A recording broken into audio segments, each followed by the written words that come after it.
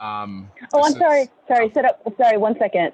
Okay. I misjudged that. It said you're live, but now it's doing another redirecting to the Facebook Live. Okay. Okay. Ready now? Yes, ready now. Okay, let's try again. Aloha and good evening to everybody that's joining us live through the live stream, or if you see this at another time, whatever time of the day it is. This is the HK West Maui Community Fund's West Maui Kanaka Scholar Series. It's brought to you by the HK West Maui Community Fund, Na Aikane o Maui, the Kue petition continues hui, and the UH Maui College Hawaiian Studies program. I'm going to introduce our speaker in just a second, but I just also want to make one other plug that the Le Na Honua Pi'ilani Songs of West Maui and Na Mele Ho albums are available on mele.com and also available digitally on all of the digital platforms. And so if you would like to listen to music about West Maui, it is available. And okay, so I'm going to introduce our speaker this evening, who is the co-author of Malu Ulu o Lele, which was a book that was recently published and is being distributed by UH Press. The funding for the research was with the HK West Maui Community Fund, and the publication of the book was through a grant by the North Beach West Maui Benefit Fund. So our speaker this evening, who is the co-author, is Keely Rivera, and she is presently a kumu at Ke Kula o Navahi o Kalani o Pu'u Iki. Is that right? No, yeah, lab school on the Big Island. And she is a kupa of Maui, and also has a master's degree and previously worked as an archaeologist. So if I can introduce everybody again to Keely Rivera, and I'll let her take it away. Aloha, Keely.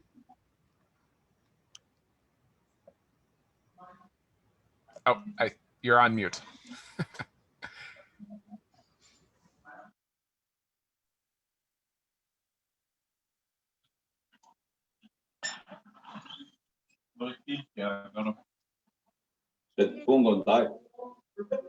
Okay, wait.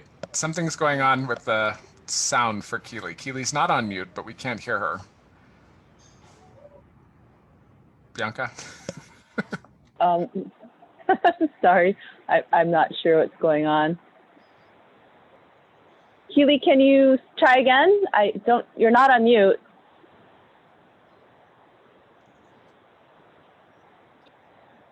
Oh, all right. Try again. Can you hear me? Yes. Yes. Mahalo, Lance.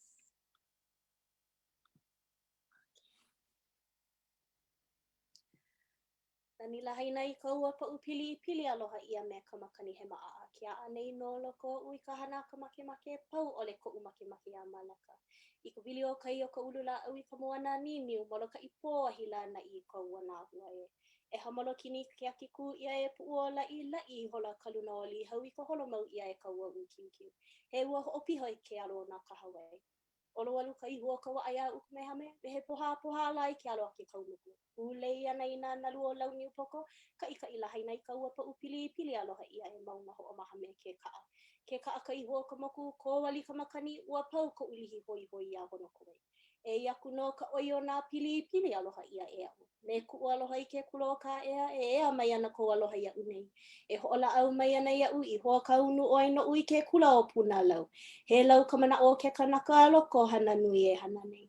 A ke aku au e ike inau I kaulana o nā palipi I ka ohulana puno ko umake e ike kau I kaulana o waihali. Kui hoa I ka luna o waihali, mahalo I hoa o ka nani o nā mana wai.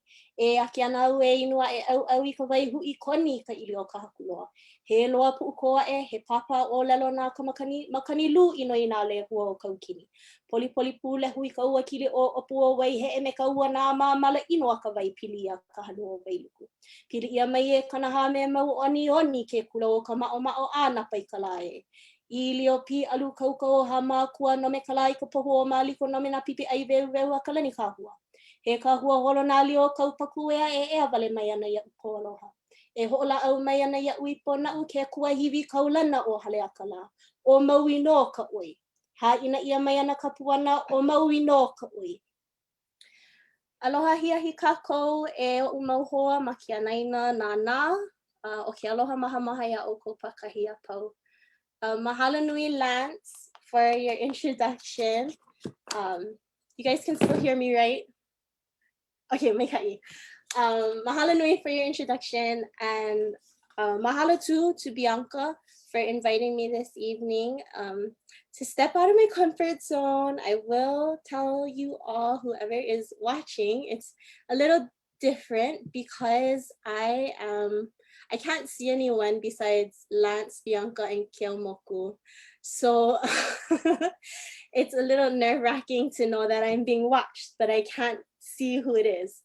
But I am grateful for this opportunity to come and speak with you all this evening about our newly published book, Malu Ulu o Lele. I would also like to take this time, to mahalo the people that made this evening possible. So just as Lance said, for the Honua Kai West Maui Community Fund, Na Aikane o Maui Cultural Center, as well as the Ku'e Petition Hui, along with UH Maui's Department of Hawaiian Studies. So mahalo nui ya oko for making these talks, this series of the Kanaka Scholar Series possible. I'd also like to mahalo the North Beach West Maui Benefit Fund, and as well as Honua Kai again for making our book possible and for providing the funding for Ui and I to do our research. Also mahalo to the Hawaii State Archives. I'll give a little bit more about them, but they were the source of all of our pictures. And then as well as Maui Komohana Ma, those present as well as those of the past for providing these stories for us to look at and to gain ike from in this present day. So mahalo nui ya oko. And I will give the disclaimer now that I am not a public speaker. I am not very good at, I'm not very eloquent. And so I apologize in advance if I am struggling to get through this, but I appreciate each and every one of your patience and your kindness with me as I work through this. And I hope if Ui sees this later on, she agrees that I gave a good representation of our book for the both of us. So yes, as Lance mentioned, I am the co-author of this book along with Ui Tanigawa-Lum, who just had her first child. And so we'd like to give her this time off to rest and heal and to spend time with baby. But Ui and my story actually begins on Maui. We're both kupa of upcountry Maui, her being born and raised in Makawao and myself in Pukalani. Our family are good family friends, and that was how our relationship actually started. But it was through hula and halau that we actually strengthened our relationship and came close, so much so that in 2017, Ui was working on this 19th century Olelo Hawaii West Maui projects, also with Lance and to the HK West Community Fund, West Maui Community Fund. But her project then was to collect a bunch of articles, all the articles that she could find pertaining to West Maui from Ka Nupepa Kuokoa. And so I was rooming with Ui, doing what we love best, dancing hula. We were in Japan at the time. And I remember her working through this Excel sheet that she had started with 1,000+ lines, and just kind of peering over and being my niele self, asking her to tell me about it. At the time, I had graduated from grad school. I believe Ui was in her first year of law. And so I just was interested to see her looking through newspapers and then writing on this table. So she told me about it, and I kind of looked through the articles and made some suggestions about some things that she was writing. And then she came up with this idea of, hey, Keels, you wanna join in with me on this new project that's gonna be starting in 2018? And at first I was like, oh yeah, of course, like not even knowing really what it was, but just because of my aloha for Ui and Hawaiian language, I knew that I would be interested in this project. And so talking with her and then putting together a proposal that we sent to Lance to present to the Honua Kai West Maui Community Fund, we were able to solidify the start date of our project, which was at the beginning of 2018. And our project was basically to take that index that Ui had already compiled for looking at Maui Komohana in Ka Nupepa Kuokoa, and choosing specific articles that we thought would be appropriate to expound upon and then to later publish as a resource for the West Maui community. And so we looked at Ka Nupepa Kuokoa, that was our scope of work. And we specifically looked through the issues that are published online. So that runs from October 1861 through December 1927. And even in looking at that, there was 3,000, a little over 3,300 articles that we needed to choose from. And so we narrowed our scope a bit to be the text searchable issues. And in order to do so, we were thankful to have our search narrowed. And Ui, I believe Ui used this table as well of place names. Lance provided us with specific place names to research and to look up in Maui Komohana.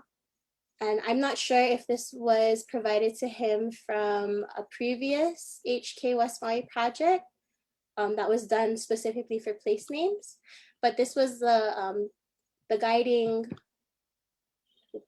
what guided our work in where we researched and what we were looking for within the newspapers.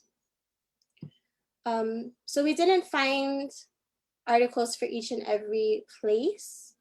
We did find for a bunch of places, and we also found new place names that are mentioned throughout the book.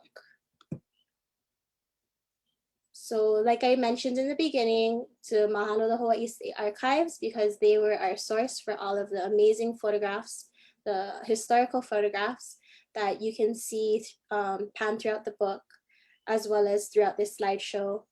And their source, looking at the back of the rows of each picture, I saw these names of Pan Pacific Press Bureau, and they specifically asked to be mentioned, so I'm mentioning them. And these other specific people names who contributed or gifted these photos to the Hawaii State Archives.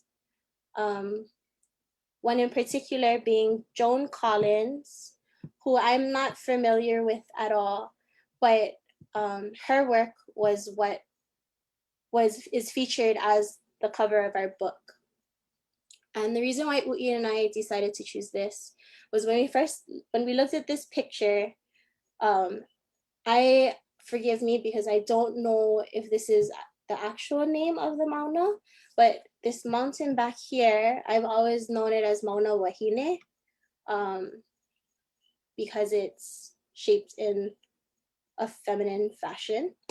But recognizing that growing up on Maui, every time you drove into Lahaina, looking up towards the mountain, and you saw that mountain, that was distinctly, I'm in Lahaina. And so seeing that, and also noticing that there's a light rain in the picture because you can't see the mountains further back. And then also here in the foreground, we thought that that was pili grass, which when we showed it to a bunch of other people, they agreed with us, which actually makes sense because like in the mele that I started off with, Nani Lahaina I Kaua Pa'upili, Lahaina is famous for this ua, the pa'upili, the ua that moistens the pili grass in the plains. There's also documentation, and I'm also very sorry that I'm not very good at pulling up by memory, like where I've read things or where I've seen things. But there is historical documentation of the pili plains of Lahaina. And so looking at this picture, when I first saw it, I saw it in black and white.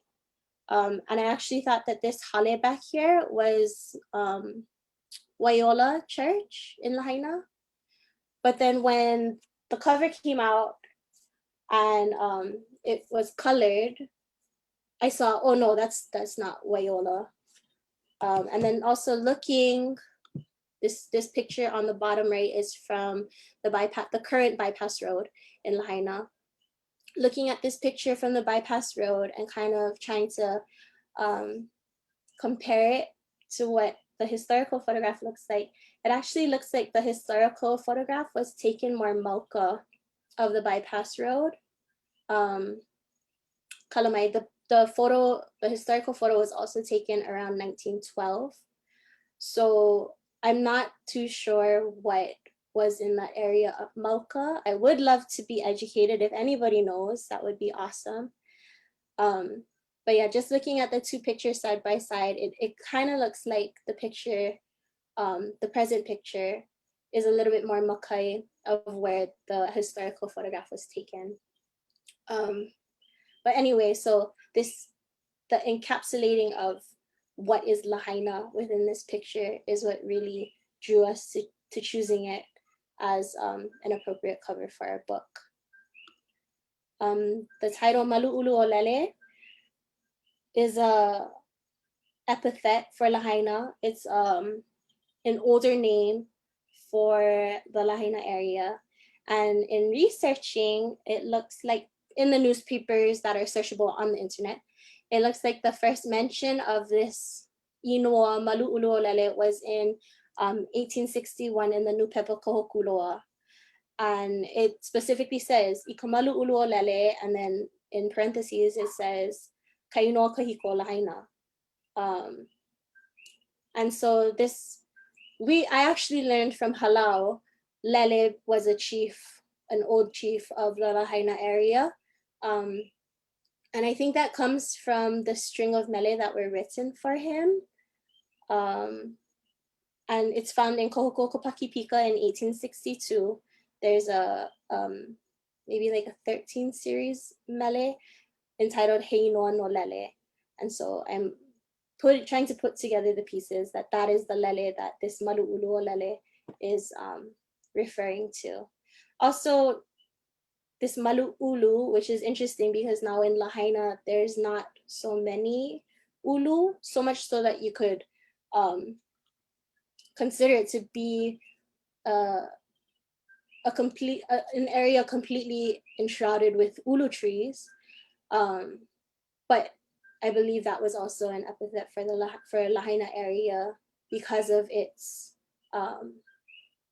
ulu vehi vehi, its lush and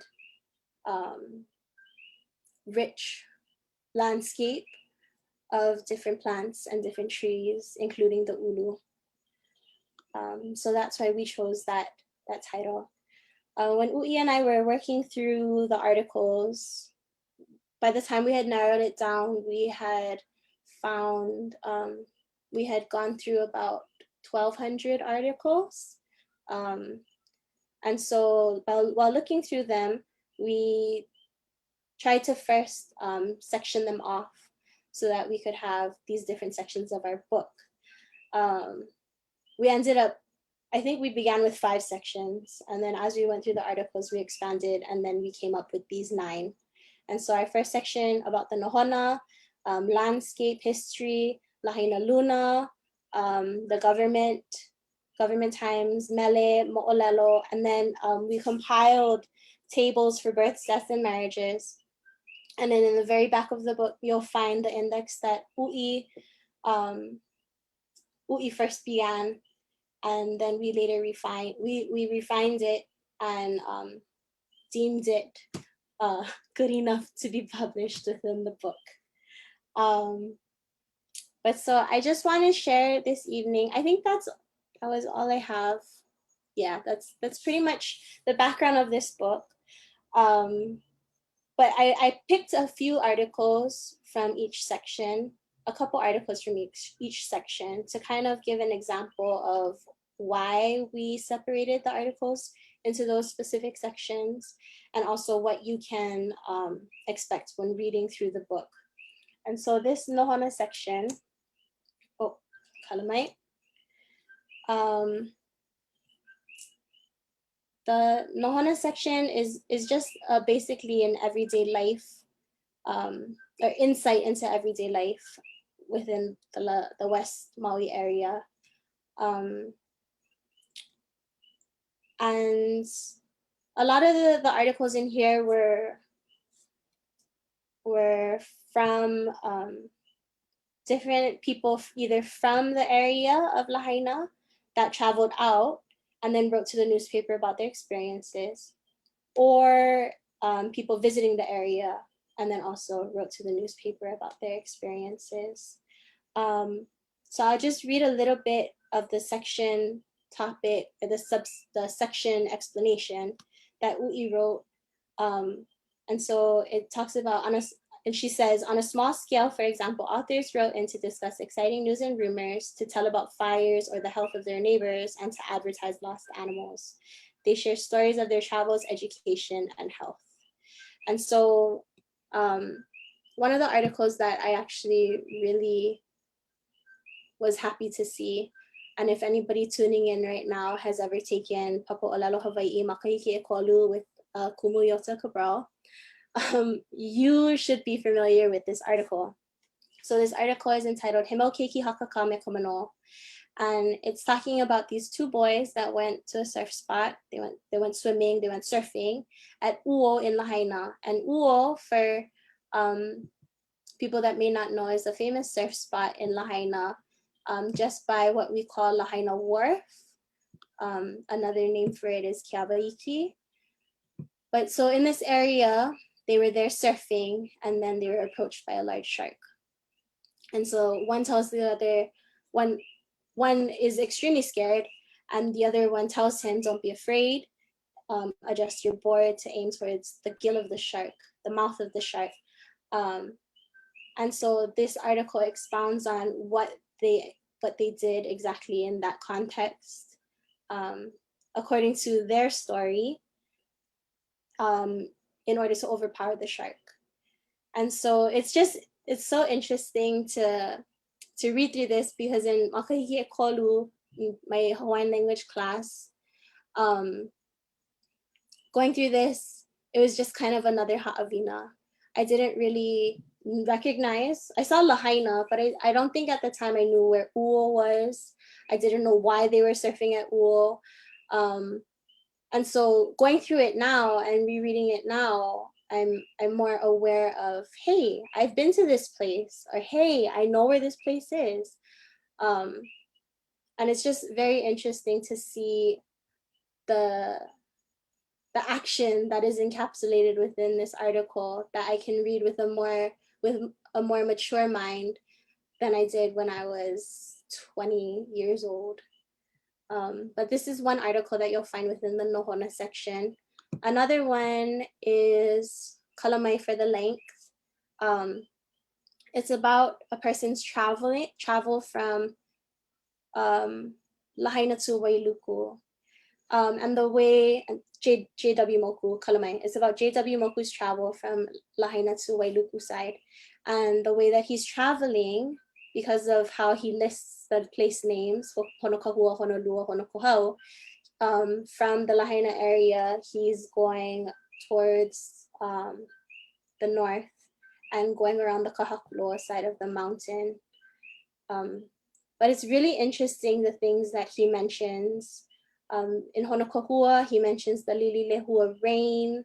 He talks about locals there and what they did for them. In Honolulu, he's talking about farming sweet potato. And so all of these things that I've driven, and maybe a bunch of you can agree with this, that driving from the Waihe'e side around Kahakuloa to go to Lahaina area is it's kind of scary. It's there's a portion of it, maybe like a mile stretch of the road, where it's only a 1-lane area. And so to think that all of that land, as you go through Waihe'e and you pass through Kahakuloa and then you go through Ka'anapali side, that all of that area was inhabited and was productive. There's the Dukulo family, I know, that still have ohana in Kahakuloa area. And so in that area, there's still evidence or people still living there and thriving there. But all along these different areas, Honokohau, Honolua, all of these areas that are not so well known as people being from there, they were well lived at, so much so that people were farming the land and they're providing for themselves and their families. And so again, this is another article that you'll find within the Nohona section. In our history section,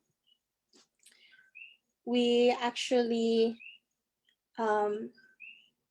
picked certain articles that seemed more like a memorable historical event.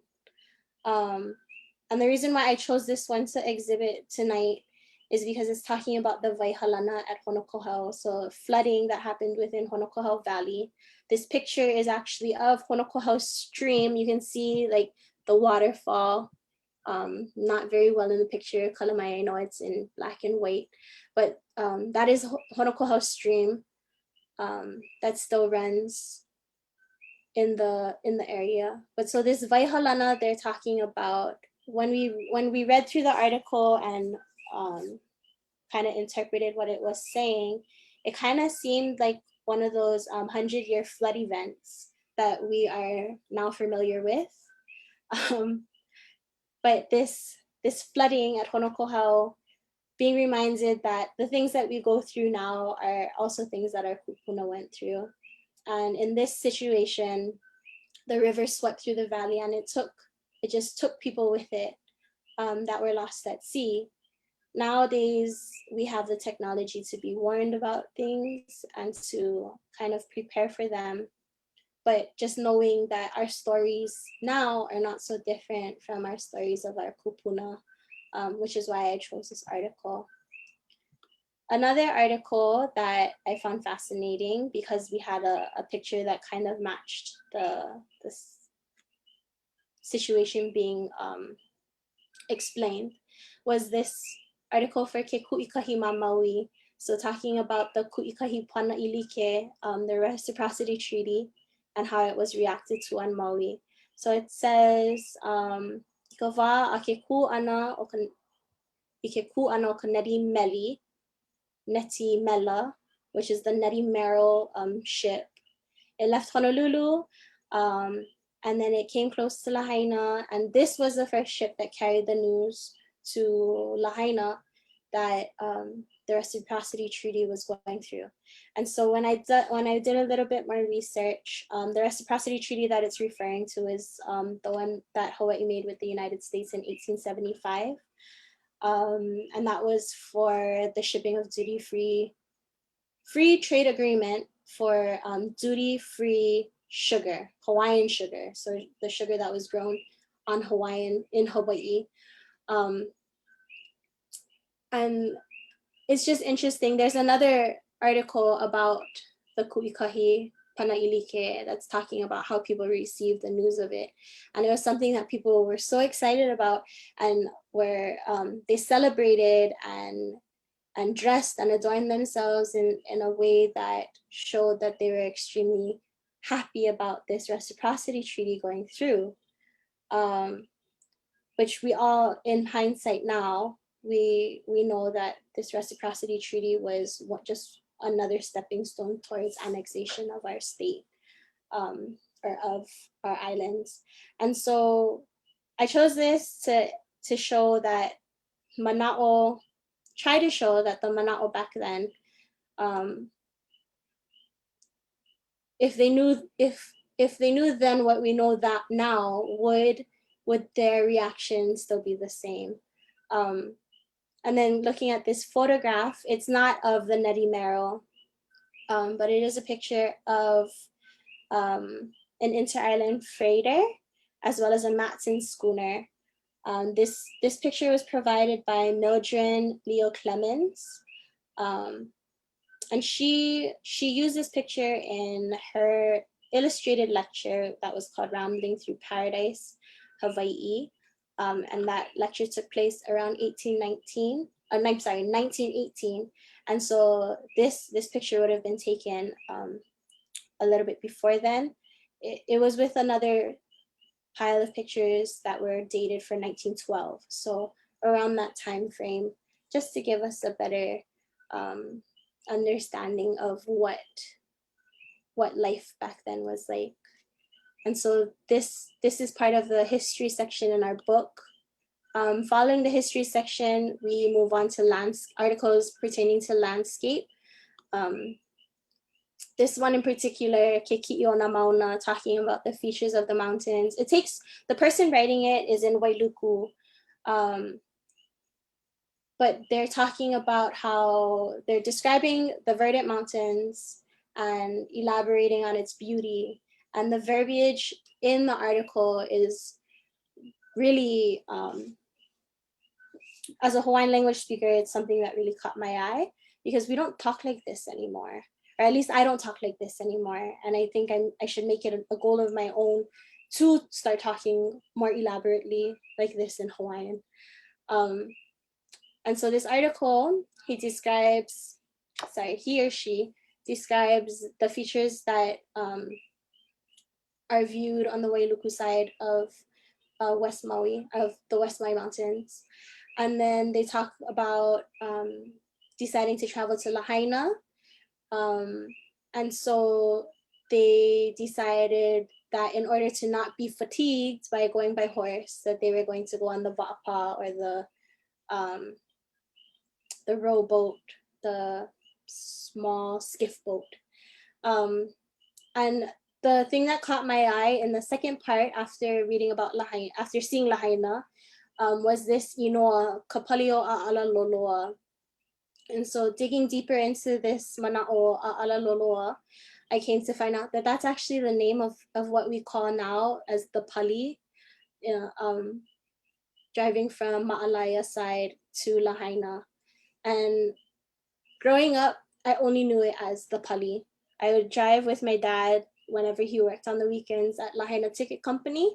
We would drive from Pukalani all the way down on the Pali to Front Street area, which was where his office was.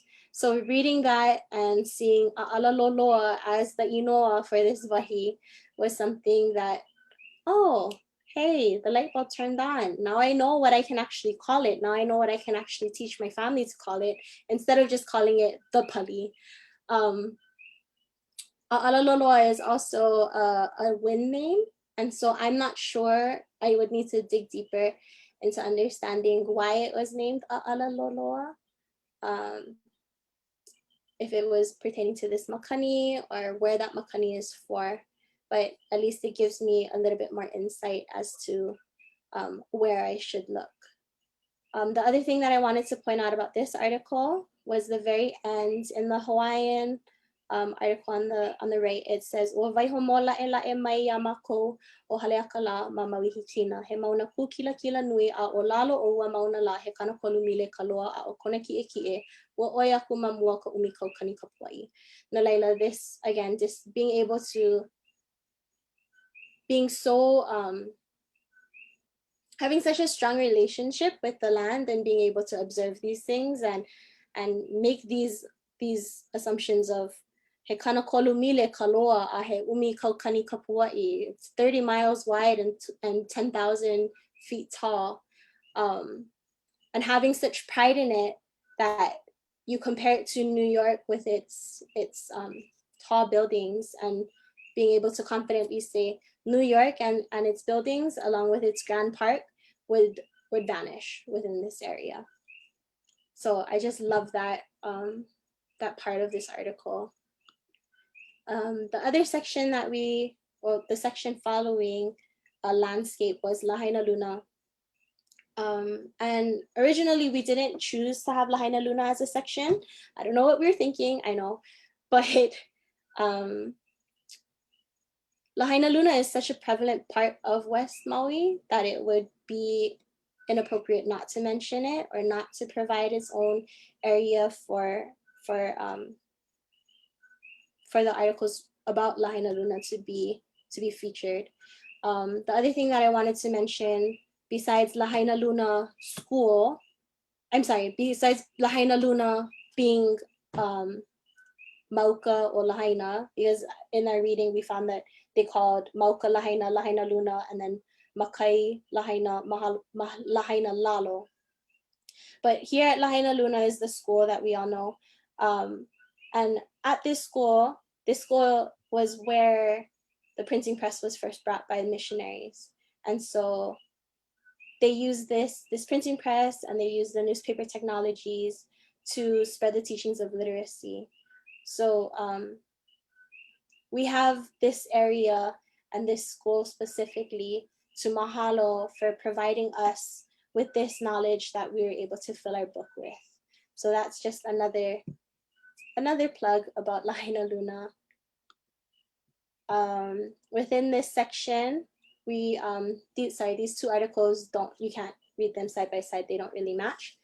But this one in English is talking about the exhibition of the seminary of Lahaina Luna. And so what we found was in around these years, 1879, 1880, in that time, they were holding these programs for the students of the seminary to exhibit the knowledge that they were the knowledge that they were gaining at the school. And they held like a full-on program for it. And so this on the right in Hawaiian is this Papaho Ike o Ke Kulanui o Lahaina Luna. And this one is from 1866. This is an example of the different classes that the students took, as well as down below a program of the actual exhibition that the students did. And both of these, the Papaho Ike o Ke Kulanui o Lahaina is featured in the book, but also interpreted in English.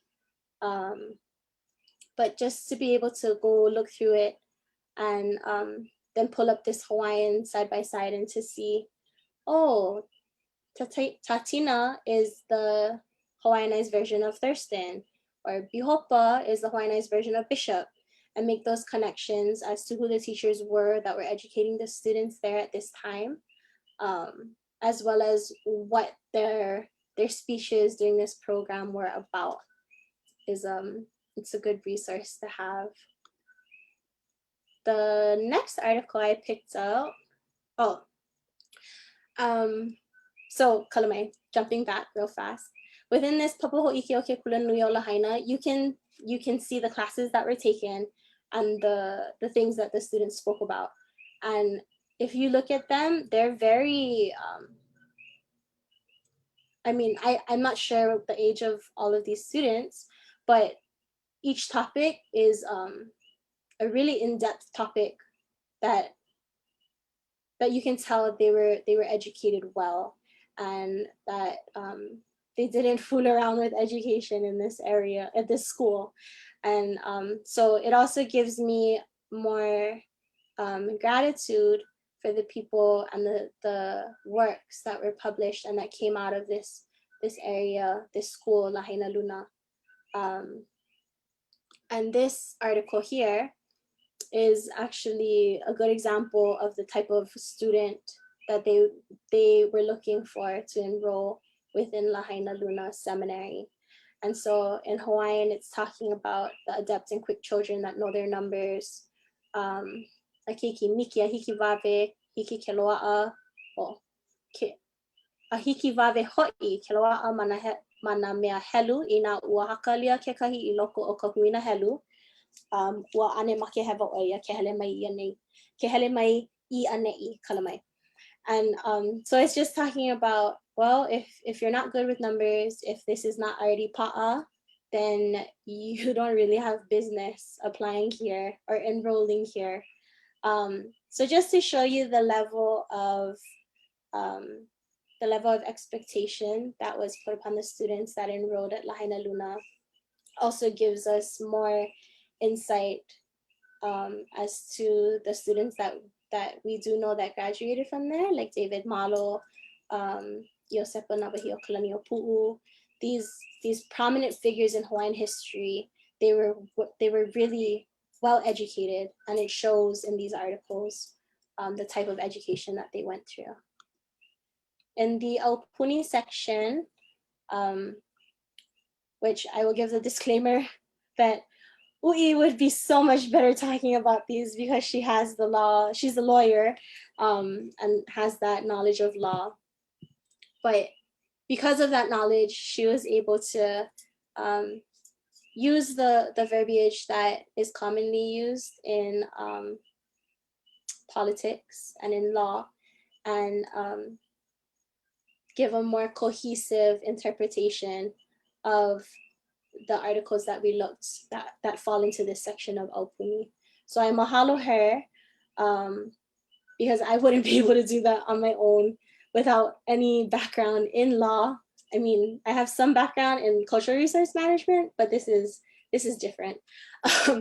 And so looking at just the things that money was designated for, the representatives that came from this area of Lahaina and Ka'anapali. In this section, in this article, Kalamai, we also see different things that were read to the selection committee at this time. And so Kalamai, I cut the article short here, but the portion pertaining to Lahaina follows after this. But I just wanted to put these here to give a better, to give a good example of the type of verbiage that's used, even though we, or I can say for myself, looking through the book again, I noticed things that I would have done differently or I would have interpreted differently. But I really think the Aupuni section, because of Ui's background, really is a really good and coherent section of the words that were chosen to interpret the articles that we looked through. And so you can look at more of those in the Aupuni section of our book. Following the Aupuni section, we have a Mele section. And in the very beginning of the book, we talk about how we just reorthographize, or I'm sorry, not me, but Ka'iu Kalani Dames actually reorthographize these Mele just to kind of modernize it. But we didn't translate it or we didn't interpret it because we felt that that would take away from the actual mana'o of the Mele. And so we tried to incorporate as many Mele, as much of the Mele that we could, even though for some of the Mele only certain portions of it were about Lahaina. And so you'll see in the Mele section, like here's an example, he mele no Ka Nupepa Kuokoa, but it's talking about Kauai o Mano, Australia, Kaliponi. So in further along in the Mele, you'll see a section about Lahaina Luna. And so we underline the sections in the Mele that are specific to the Lahaina area, while also trying to keep as much of the Mele intact as we could for the book. Another example that Ui and I both resonated with Ui and I, that resonated with both Ui and I, Kalamai, was this Mele Hei Noa no Manoa Noa. And so these Manoa Noa Mele, they were written in May of 1862 and published in June of 1862. And though we don't know who this Manoa Noa is or who it, if it's an epithet for somebody, we don't know who it's referring to. But these mele, there's, oh, 7 mele.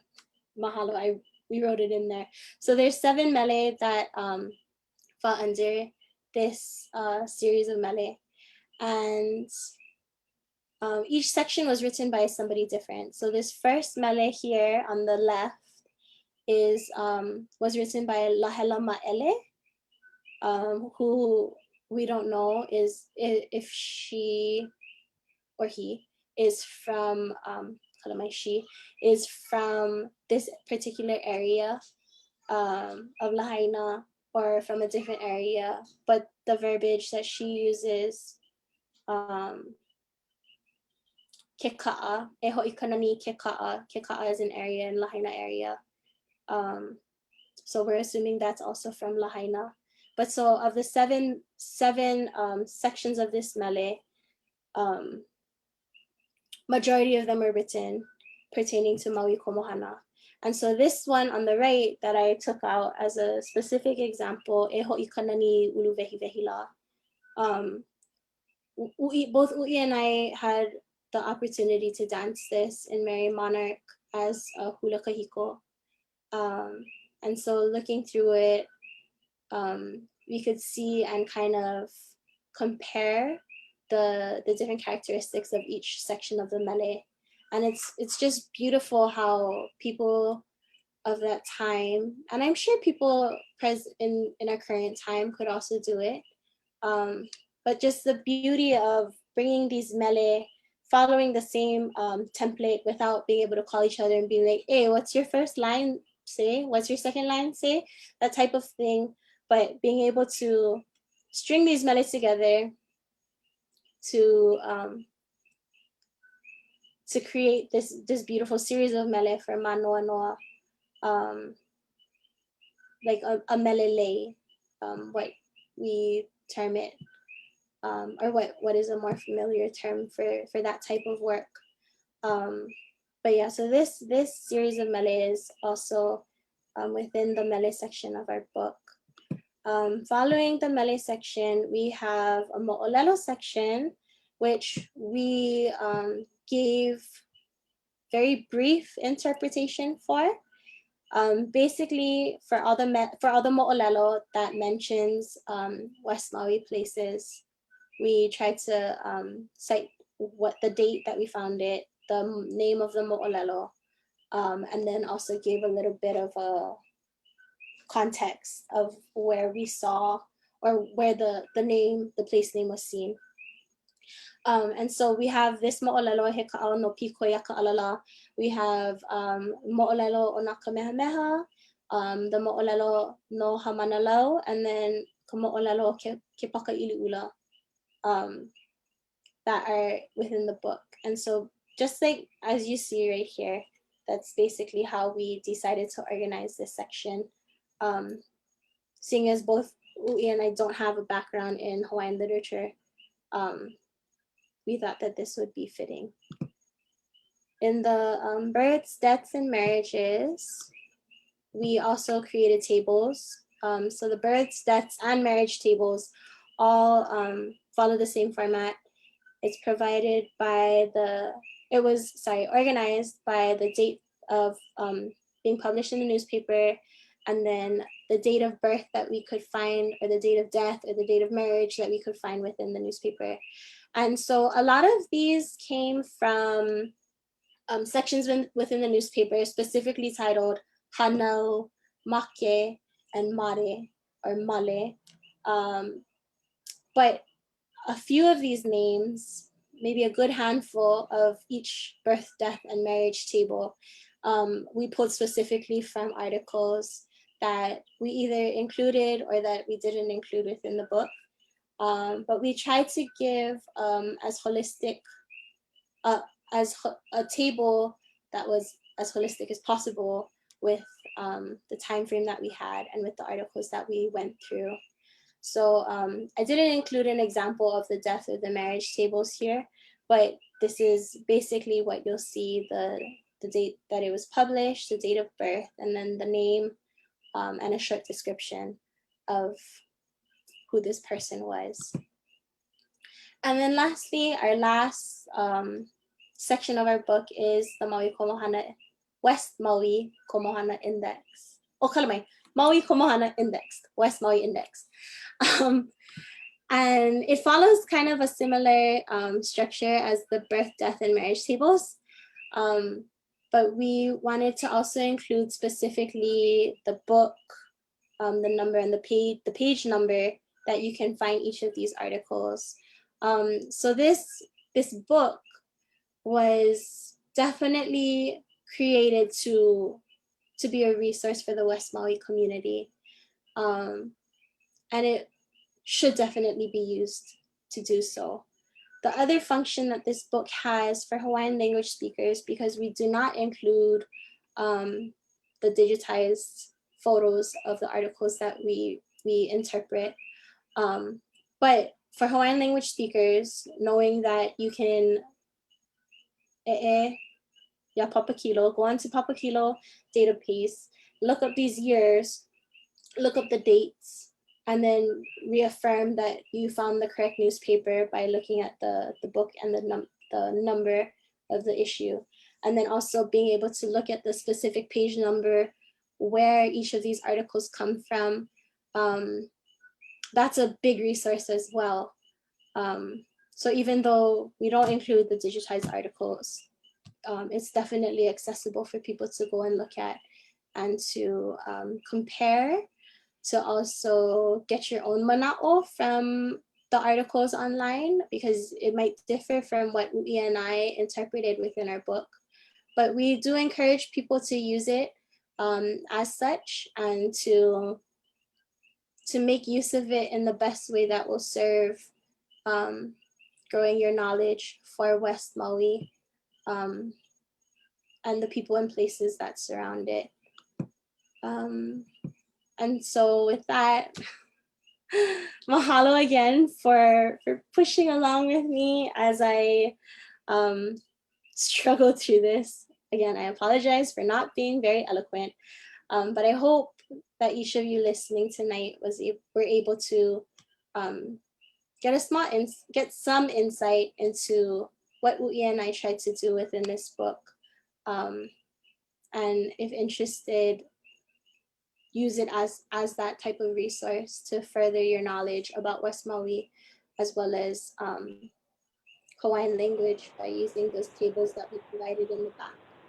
So I know, I think Bianca is going to be doing questions, but yeah, I just mahalo everybody at this time for being so patient and for joining us this evening.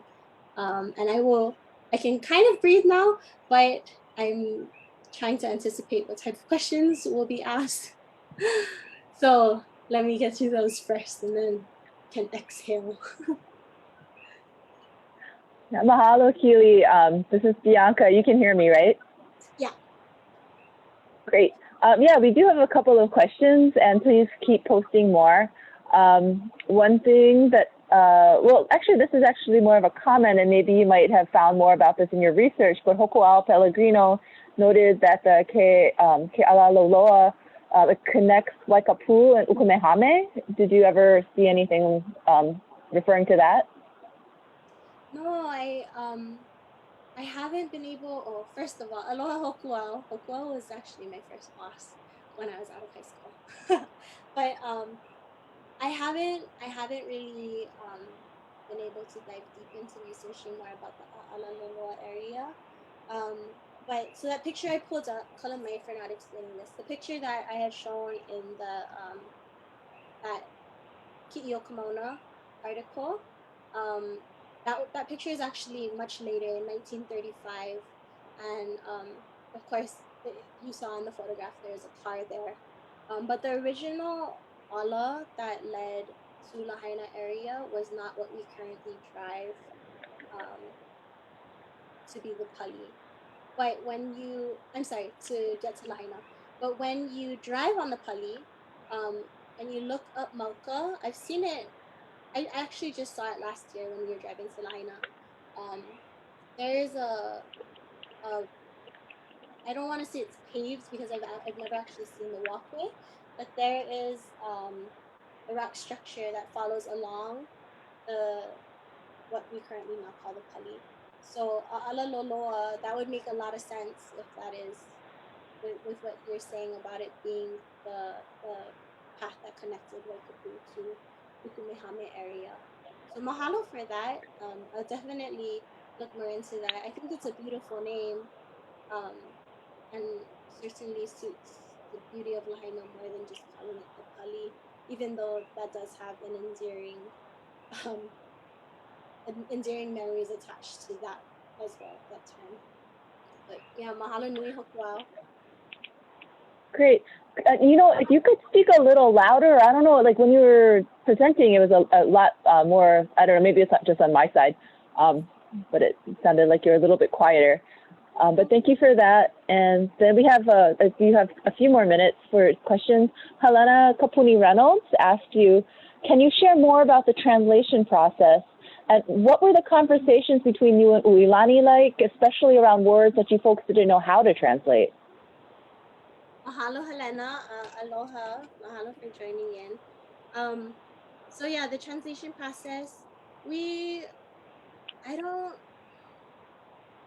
this is a little bit difficult to explain, but so for the translation process, can you guys hear me okay? Is Better, yes, thank you. So for the translation, um, I know we did call them translations, but I think a more suitable term for them would be interpretation.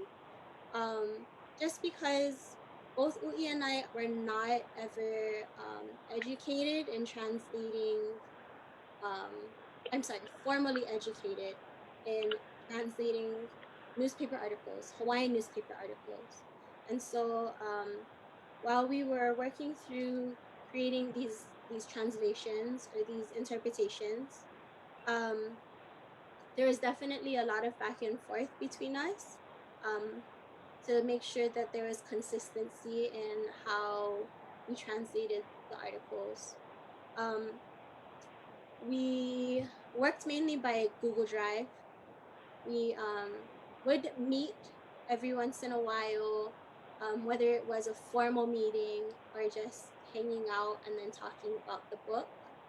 Um, but the whole process that we went through was, yeah, definitely to keep in touch with each other, to make sure we were consistent. The words that we had trouble translating, we went to our Hawaiian editor, um, to help us understand the picture that was being painted within the article, um, and that was kind of just our process throughout the entire thing.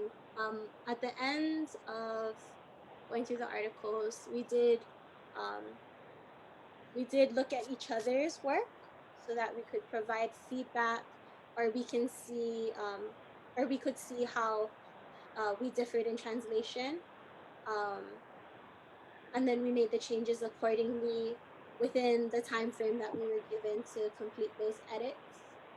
Um, so yeah, I hope that answered his question. Yeah, thank you for that. And so Charmaine Bisson, she had another question. This is a really good one. There's a section about Ka'ahumanu returning to Lahaina in your book.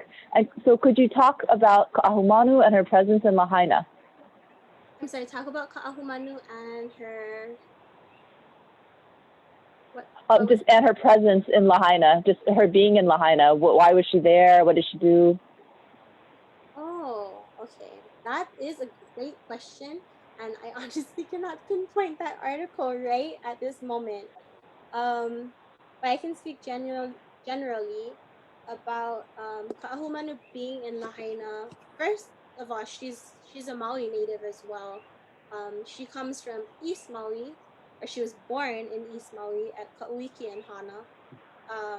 And then of course we know her story as being the favorite wife of Kaahumanu. Kamehameha, um, and being with him while he goes through and conquers these islands. And so we also know that there is a point in time following the death of Kamehameha at Kamakahonu in Kailua, I believe that's the name.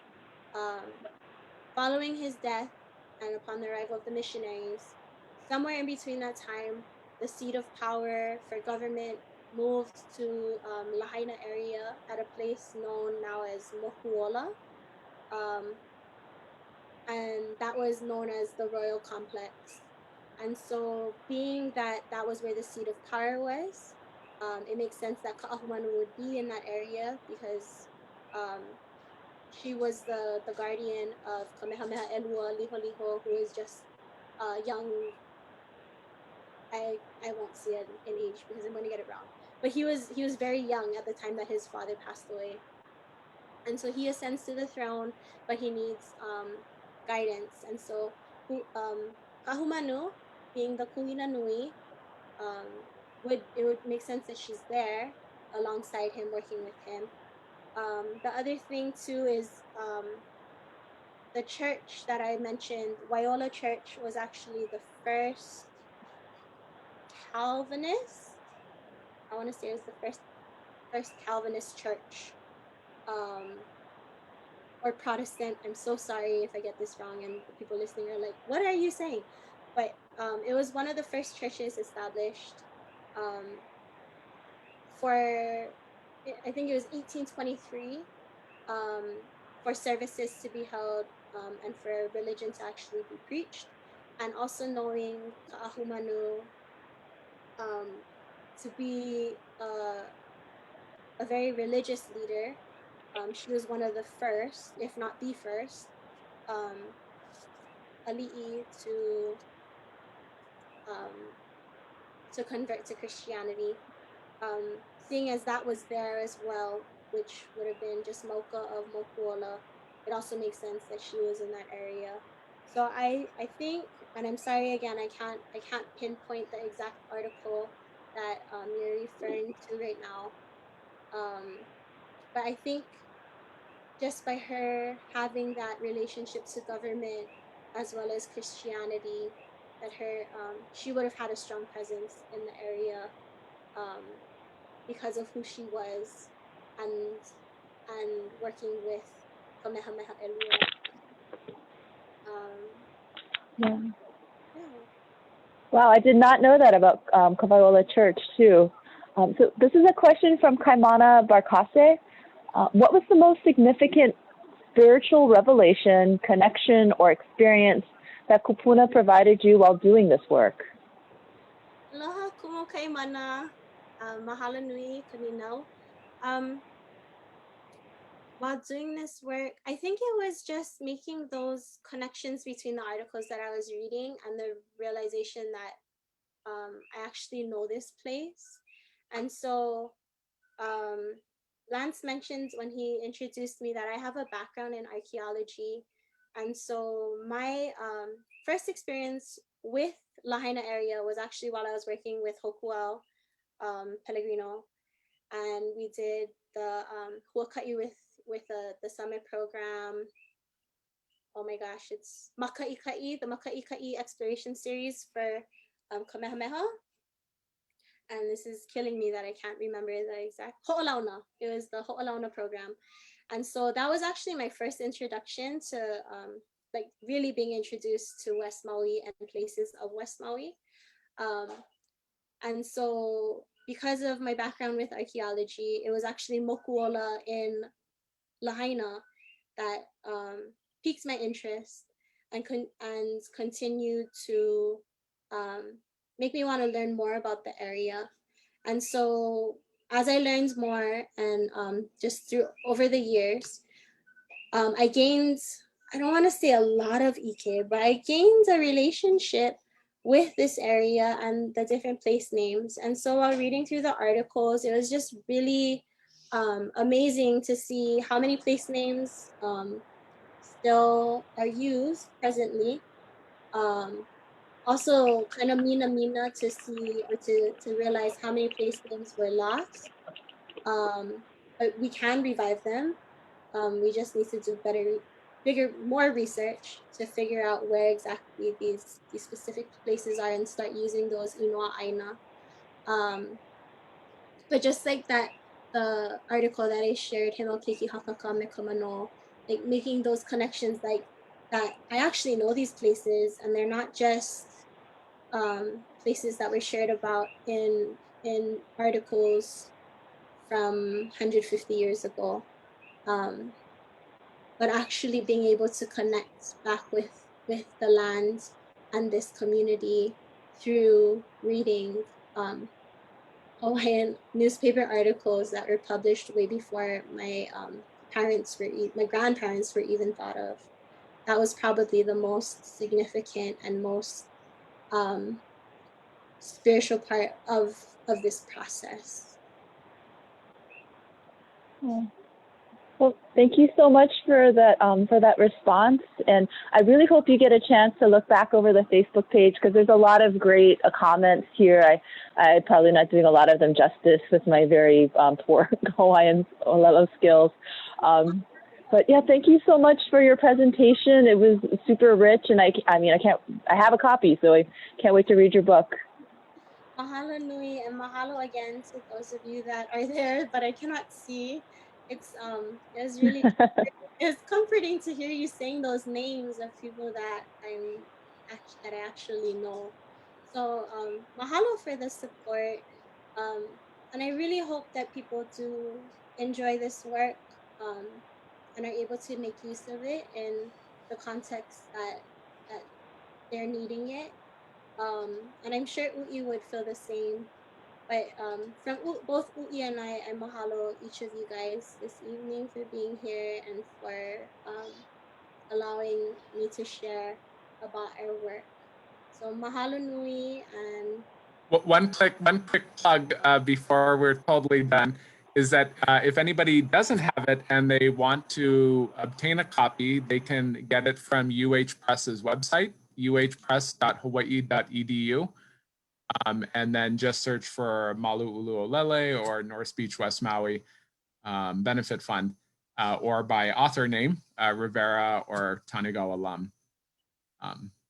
Yeah, so I just wanted to put that plug, and I think Kiao Moku is going to also say something. Yeah, hi, aloha. Mahalo, Keely, for everything that you've done, basically. I tried to dissect this book about 4 months ago. Well, I think maybe about a couple months ago when I got it, but then I all of a sudden came across cataract, and now I just had my operation Thursday, and I'm very anxious to dissect the work that you've done.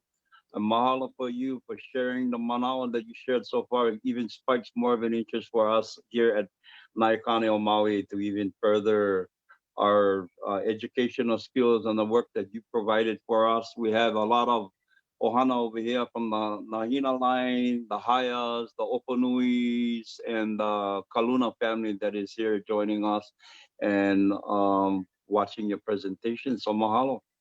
Mahalo nui. mahalo, and mahalo too to the community that is going to be reading this. I hope it does you. It makes you proud to be a native, a resident of this Aina, because again, just the things that we were reading through and the articles that we found really paints such a beautiful picture of West Maui that may not always be how people view West Maui, because it's so hot and it's so dry now, but it was so different back then. To remember that the beauty of the area still lives there, and it can still live. It will still live as long as we continue to remember these places. Mahalo nui for all of your mana'o, and yeah, I hope you guys enjoy it. Mahalo. Great, and congratulations again, Keely and Ui. And I guess we'll be back here next month with our next speaker. Thank you so much. Good night. Good night. Mahalo. Aloha. Aloha. Aloha. Aloha.